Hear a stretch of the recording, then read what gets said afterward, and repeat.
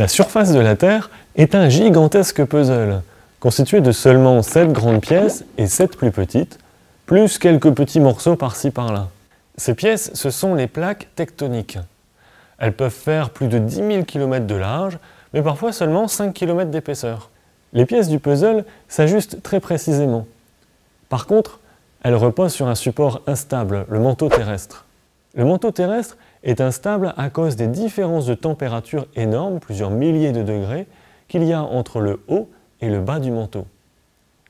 À cause de cette différence de température, il se crée des mouvements de convection, exactement comme dans une pièce chauffée par un radiateur. L'air chaud monte au contact du radiateur, circule au niveau du plafond tout en se refroidissant, puis retombe au sol et revient vers le radiateur. Eh bien, dans le manteau terrestre, on a la même chose. Les roches chaudes remontent à la surface du manteau, juste sous les plaques tectoniques, circulent sous les plaques en se refroidissant et finissent par redescendre vers les profondeurs. Les plaques tectoniques sont entraînées par le mouvement du manteau, mais de façon désordonnée, si bien qu'elles ne se déplacent pas toutes dans la même direction et à la même vitesse. Certaines s'éloignent l'une de l'autre, alors que d'autres se rapprochent. Mais comme elles sont bien ajustées les unes aux autres, il n'y a pas de place pour ces mouvements. Prenons l'exemple de deux plaques qui se rapprochent.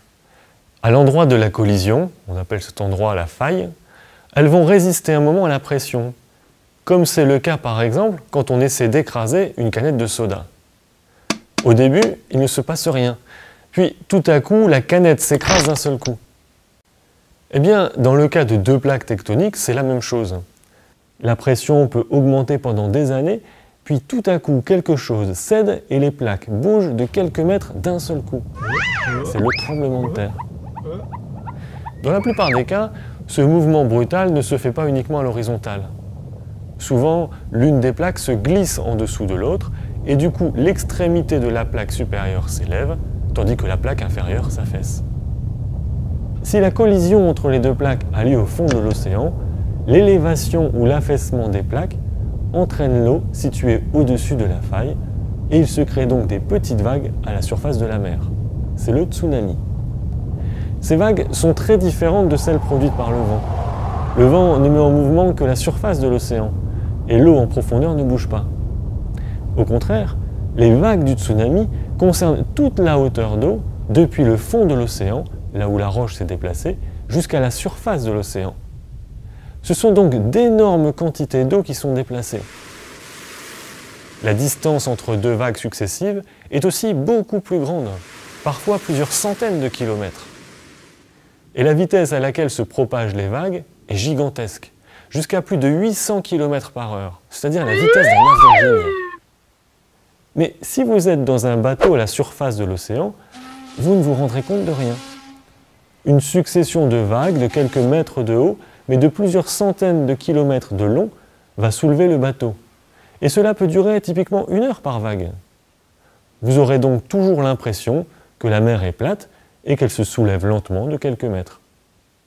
Mais comme la vague se propage sur toute la hauteur de l'océan, la façon dont elle avance est sensible à cette hauteur, et donc à la profondeur de l'océan. En particulier, sa vitesse de propagation diminue quand la profondeur diminue. Ça signifie que lorsque le fond de l'océan remonte, l'arrière de la vague va plus vite que l'avant de la vague. Du coup, les crêtes de la vague vont être plus proches et la hauteur va augmenter.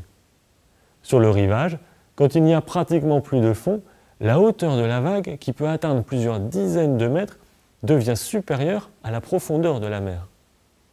La vague se transforme alors en un courant horizontal pénétrant à l'intérieur des terres à une vitesse de plusieurs dizaines de kilomètres par heure et produisant les effets destructeurs que l'on connaît.